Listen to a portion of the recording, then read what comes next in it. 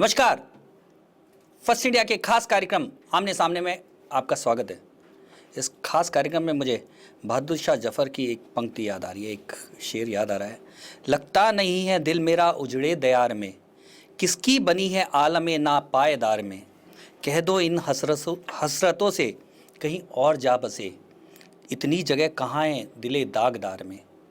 उम्रे दराज मांग कर लाए थे 4 दिन, 2 आरजू में कट गए 2 इंतज़ार में।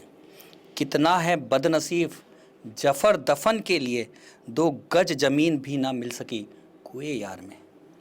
आज बहादुर शाह जफ़र की चर्चा नहीं हो रही, लेकिन बहादुर शाह जफ़र ने जिन हालातों के साथ, जिस मानसिकता के साथ इस बात को लिखा, वो आज भी कुछ जातियों के साथ, कुछ लोगों के साथ आज भी उसी तरह का बर्ताव हो रहा है और आज भी उन्हीं हालातों में गुजरने को वो मजबूर हैं। आज हमारे साथ हैं रतन नाथ जी, जो कि घुमंतू जातियों के संगठन के अध्यक्ष हैं और उनके लिए काफ़ी संघर्ष कर रहे हैं। रतन नाथ जी, बहुत बहुत स्वागत है आपका। रतन नाथ जी, बहादुर शाह जफ़र की मैंने कविता सुनाई और आपने जैसे पहले बातचीत में बताया कि किस तरह से घुमंतू जातियों को आज संघर्ष करना पड़ रहा है, क्या कहना है आपका? जी बिल्कुल, जो बहादुर शाह जफर की जो आपने जो कहानी सुनाई वो बिल्कुल मेरे दिल में बात अंदर गहराई तक जाती है। और हालात जब देश आज़ादी के बाद भी इन तरह की जो हमारी जो कम्युनिटी जो जाती हैं, जैसे कालबेलिया, सांसी, कंजर, भोपा, नट, जो इस तरह की घुमंतू जाती हैं जिन्होंने इन देश के लिए काम किया, जिन्होंने इस विरासत के लिए काम किया, आज वो जाती हैं मगर उनको जीते जीत तो ज़मीन मिले ना मिले, मगर मरने के बाद भी 2 गज ज़मीन इनके मुर्दों को फूंकने के लिए, इनके मुर्दों को कब्र देने के लिए ज़मीन नहीं मिल रही। इस हालात में आज जो हमारा समुदाय है जो जूझ रहा है। अभी तक तो ऐसी बात नहीं आती थी कि किसी के अंतिम संस्कार के लिए कोई दिक्कत आए, लेकिन क्या है इन घुमंतू जातियों के साथ समस्या क्या है? समस्या घुमंतू जातियों के साथ ये है कि ये समुदाय जहाँ भी जो निवास करता है तो एक्चुअली में इनके लिए हमने कई बार शमशान घाट, क्योंकि जो ग्रास लेवल जो ग्रामीण क्षेत्र है वहाँ अधिकतर सामंतवाद और अधिकतर छुआछूत और भेदभाव का प्रॉब्लम ज़्यादा है। तो एक अन्य किसी का जैसे सार्वजनिक जो शमशान घाट होता है तो वहाँ हमारी जो समुदाय का कोई लोग मर जाता है, चाहे कालबेलिया है, चाहे भोपा है, चाहे कंजर है, जो इस तरह का घुमंतू जाति का कोई हमारा लोग मर जाता है तो उनको डेड बॉडी को वहाँ दाह संस्कार छुआछूत के कारण गाँव के दमक लोग नहीं करने देते हैं। कहने का मतलब ये प्रशासन तक नहीं ले जाते, क्योंकि सार्वजनिक स्मशान गृह हैं वो, तो वहाँ तो कोई रोक नहीं हो सकती। नहीं, हम इस घटना को जब भी कोई इस प्रकार की घटना होती है तो हम बिल्कुल प्रशासन से बात करते हैं, गांव का मुखिया जो सरपंच है हम उनको भी बात करते हैं, मगर वो एक कहते हैं कि भाई आप जाति के कालबेलिया हैं, आप जाति के कंजर हैं, इसलिए हमारे शमशान घाट में हम आपको नहीं इनको दफनाने देंगे। तो प्रशासन क्या कहता है ऐसे में? प्रशासन से फिर हम बात करते हैं तो प्रशासन कहते हैं गाँव का माहौल बहुत खराब है और गाँव कम से कम गाँव के 100 लोग हैं, पूरा गांव नहीं चाहता है कि तुम यहाँ पे इनकी डेड बॉडी का दाह संस्कार करो। तो कई दिनों तक तो हमको 2-2 दिन तक उस डेड बॉडी को लेके प्रशासन के यहाँ हमें धरना देना पड़ा। मैंने 2 गज जमीन के लिए भी बहुत तरसना पड़ता जी। है। रत्ना जी, यही बड़ी बात उठती है कि आखिर में देश को स्वतंत्रता हुए बहुत लगभग 70 साल पूरे हो जाएंगे, 7 दशक पूरे हो जाएंगे।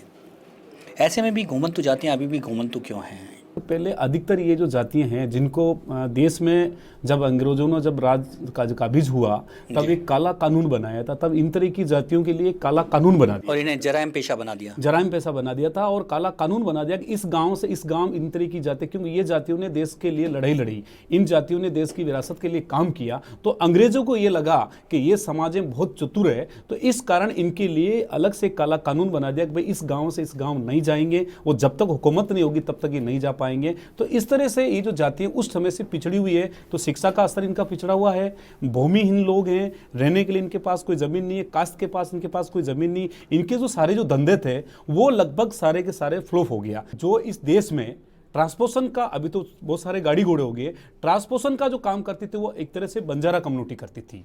जितने भी जो ब्रिटेन ने जो रास्ता बनाया, जो अंग्रेजों ने जो इस देश में जितने जो बड़े रास्ते जो लिंक रोड जो बताया ना, वो साले एक्चुअली में पूरा हमारे बंजारा जो घुमंतू जाति के लोगों ने, क्योंकि यूरोप से जो चीज़ें लाना, इधर ट्रांसपोर्टेशन करना, कोई भी चीज़ करना, तो बंजारा समाज की जो बालद चलती थी उन पे सामान राजघरों तक भी पूरा सामान जो यही लोग पहुँचाते थे। आज हमारी ये हालत है कि ना हमारे पास कोई भूमि है और अभी तक भी हमारे लोग 100 से 90% लोग आज खुले आसमान में हमारे लोग जी रहे हैं और हमारी जो हालातें हैं वो बहुत बुरी हालत है। ऐसा क्या लगता नहीं है कि जिन लोगों ने अंग्रेजों से के खिलाफ लड़ाई लड़ी जी, संघर्ष किया, जी वो तो आज भी घुमंतु हैं, जी। और जो अंग्रेजों के राज में भी मौज मारते रहे आज भी मौज मार रहे हैं। कि एक्चुअली में जब हमारे पास 2 टाइम की रोटी की व्यवस्था भी नहीं है, हमारे जो गुमंतु जातियों का जो सारा धंधा था वो सारा जैसे बंजारा था, ये लून ये माल ट्रांसपोर्टेशन करते थे, तो इनका पूरा का पूरा वो धंधा नमक बेचते थे, इनका धंधा पूरा का पूरा खत्म हो गया। जैसे कालबेलिया समाज था जो सांप पकड़ता था,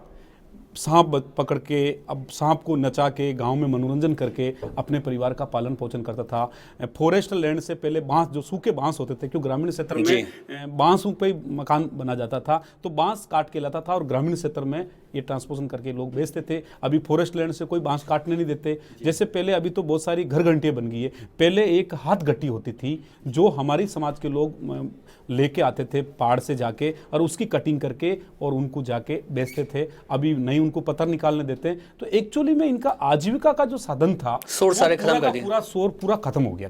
कभी सरकारों ने सोचा नहीं कि जब ये सारे सोर्स खत्म कर रहे थे तो कोई नए सोर्स उनको डेवलप किए जाए? ऐसा कभी कोई हुआ नहीं? एक्चुअली में क्या है कि नीचे लेवल पे कोई नहीं तो इनको लोन देते हैं। सरकार ने अभी तक ऐसी कोई इनके लिए योजना नहीं बनाई जिसमें ये परिवार अपना 2 टाइम की रोटी सुख से खा सके और एक अपने छत के नीचे परिवार रह सके। जानकारी मेरी जानकारी में है कि पिछले 2-3 दशक से तो एक जो घुमंतु जातियों को बसाने की, उनको प्लॉट दे के उनको स्थायित्व करने की योजनाएं चल रही हैं। गडेरिया लुहार काफ़ी संख्या में बस चुके हैं। एक्चुअली में मैं आपको बताना चाहता हूँ, एक महाराणा प्रताप जो योजना जिस टाइम में नेहरू जी ने, जवाहरलाल नेहरू जी ने एक योजना जो चालू की गाड़िया लुहारू के लिए, तो उनके लिए एक पैकेज दिया था, तो वो महाराणा प्रताप योजना। और वो एक्चुअली में गाड़िया लुहार जो समाज है उनको कहीं कहीं उनकी कॉलोनियाँ बनी है। नितर जो पूर्वी सरकार जो जाने वाली कांग्रेस जो सरकार थी, उन्होंने राज्य सरकार ने गुमंतु जातियों को शहरी क्षेत्र में 50 गज जमीन देने का एक आदेश जारी किया था, ग्रामीण क्षेत्र में 300 वर्ग जमीन देने का एक आदेश जारी किया था। मगर आदेश होते हैं, कागजों में होते हैं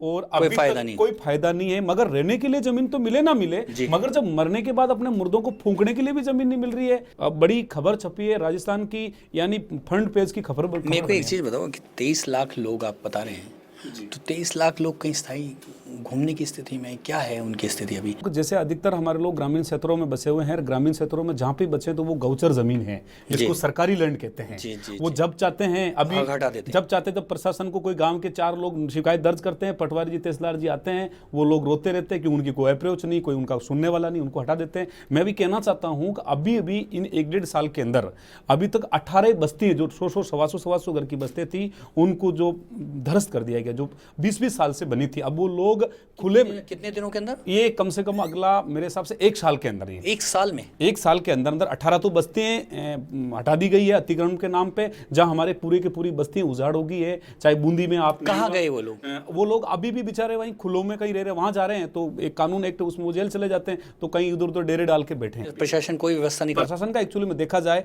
तो नीचे के लेवल पर हालात बहुत खराब है, ऊपर भी कोई सुनने वाला नहीं, कोई सुनने वाला नहीं है। आप बता रहे हैं 23 लाख लोग हैं, तो 23 लाख लोगों की तो आवाज़ बहुत बड़ी आवाज़ होती है, तो क्यों नहीं आवाज़ बन पा रही है आपकी? क्या कमजोरी क्या है? क्या वोटिंग राइट भी है कि नहीं आप लोगों को? जी, वोटिंग राइट हमारे लोगों के पास है। एक तो क्या है, वोटिंग राइट भी है, हम लोग भी उसके लिए संघर्ष कर रहे हैं, पर एक्चुअली में देखो, एक तो शिक्षा का बहुत अभाव है, एक पिछड़ा हुआ समाज है, और एक्चुअली में क्या है कि जैसे जब इनको खदेड़ दिया जाता है तो बेचारे कैसे इस तरह की बात करेंगे। तो इसलिए एक्चुअली में हमें लगता है आवाज़ हम लोग उठा रहे हैं, ऐसी कोई बात नहीं। पर हमारा जो समाज है, एक तो देखो समाज फाइनेंशियली बिल्कुल मजबूत नहीं है, बहुत गरीब समाज है, 2 टाइम का रोटी। मैं कहना चाहता हूं, सरकार को भी कहना चाहता हूं और मैं सबको भी कहना चाहता हूं कि इन समुदाय का आप सर्वे करें, किसी के घर में आपको 2 जोड़ी कपड़े नहीं मिलेंगे। हालात यहां तक है, कहने का मतलब ठंड में भी हमारे लोग, अधिकतर तो ऐसे लोग हैं जो ठंड में हर तीसरे चौथे दिन हमारे समुदाय के बुजुर्गों की मौतें होती जा रही है। तो बहुत हमारी बुरी स्थिति है। और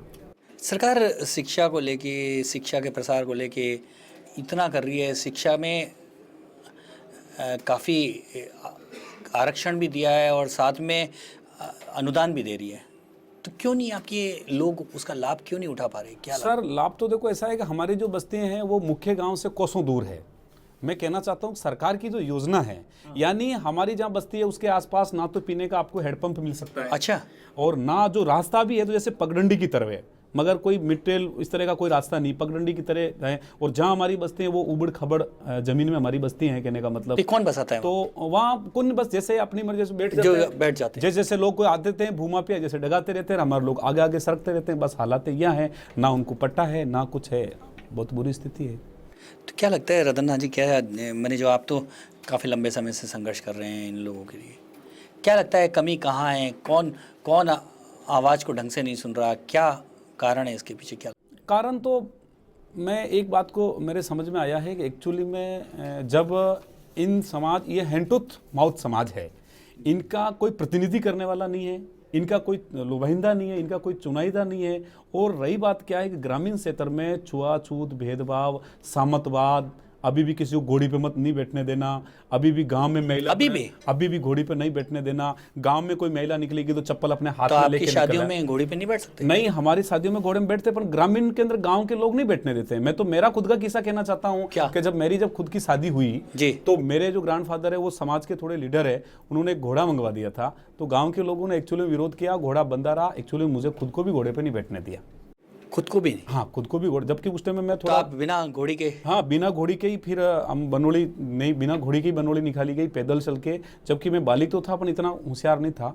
फिर उसके बाद तो मैंने ईंट का जवाब उनको पत्र से दिया। कैसे? मैंने जब शादी की, हमारे अंदर है कि हम दूसरी शादी भी कर सकते हैं। अच्छा। तो दोबारा जब हमने शादी की तो मैं उसी गांव में हाथी पे लाके हाथी लेकर आया, हाथी पे बनोली। तो घोड़े का जवाब हाथी से दिया? हाँ, मैं एक्चुअली में ईंट का जवाब पत्र से दिया। तो क्या लगता नहीं है कि जिस तरह से आपने घोड़े का जवाब जो है हाथी से दिया जी, तो आपके समाज में भी कहीं ना कहीं अब हाथी से जवाब देने की जरूरत आ गई है? 15 फरवरी को राज्य भर के गुमंतु जातियों के जितने ही लीडर और राज्य भर के गुमंतु जाति के सारे लोग एकजुट होके हम किशनगढ़ से 15 फरवरी को किशनगढ़ डाक बंगला से 11 बजे 15 फरवरी को हम वहाँ से एक रैली पैदल मार्च आएंगे। हमारे साथ हमारी सारी वेशभूषा, जैसे हम गद्दों पे डेरा लद के जाते हैं तो गद्दे, सारे डेरे आएंगे, बिच्छू, सांप, सारे के सारे डेरा का डेरा होगा। और हम पूरा 5-6 दिन पैदल यात्रा करते हुए हम विधानसभा का घेराव करेंगे। कहने का मतलब हम सारी मांगों। तो क्या लगता नहीं है कि अब तो जयपुर में ही डेरा डाल देना चाहिए? नहीं, अब तो करना ही पड़ेगा, जयपुर में डेरा डालना पड़ेगा। अब तो हमने क्या, जहाँ पे भी हमारा कोई बंदा भी मर जाता है और उसको जगह नहीं, तो हम अभी तो विधानसभा के बाहर ही, और विधानसभा ही नहीं, हम थे दिल्ली में जंतर मंतर पे लाके रखेंगे उस डेड बॉडी को। कहने का मतलब। तो क्या कभी आपकी किसी नेता के साथ इन मसलों पे बात हुई? सामाजिक न्याय अधिकारिता मंत्री अरुण जी चतुर्वेदी जी, उनसे हमारे फ़ोन से बात हुई। 3 दिन तक तो हमारा संपर्क भी नहीं हुआ उनसे। सीआईडी भी मेरे से बार बार बात करती रही, क्या आपको समय दिया कि नहीं दिया। फिर अंत में हम 3 दिन के बाद उसने समय दिया, यहाँ उनके बंगले पे हमें बुलाया गया था और राजस्थान भर के सारे मुख्य लोग हम वहाँ थे। मगर उन्होंने जिस तरह की जो बात जो कही, क्या बोले उन्होंने, उनका जो कहना था कि ये मेरे विभाग में नहीं आता है, ये नहीं होता, ऐसे करके टालम टोल, हम उससे बिल्कुल संतुष्ट नहीं थे। और उसी दिन से हमको तय किया कि हम राज्य भर में हमें कोई न कोई एक आंदोलन करना पड़ेगा। तो कभी आप मंत्री से तो मिले, मुख्यमंत्री से नहीं मिले? फिर सीएम साहब का तो एक्चुअली में हम चाहते हैं कि हमें टाइम मिले, पर अगला एक्चुअली में देखा जाए तो अगले 4 महीने से हम सोच रहे हैं कि वसुंधरा जी से मिल के, जो वर्तमान जो सरकार सीएम साहब हैं, मुख्यमंत्री जी माननीय, उनसे हम मिलें और हमारी बात उनके सामने अराबुरु हम रखें।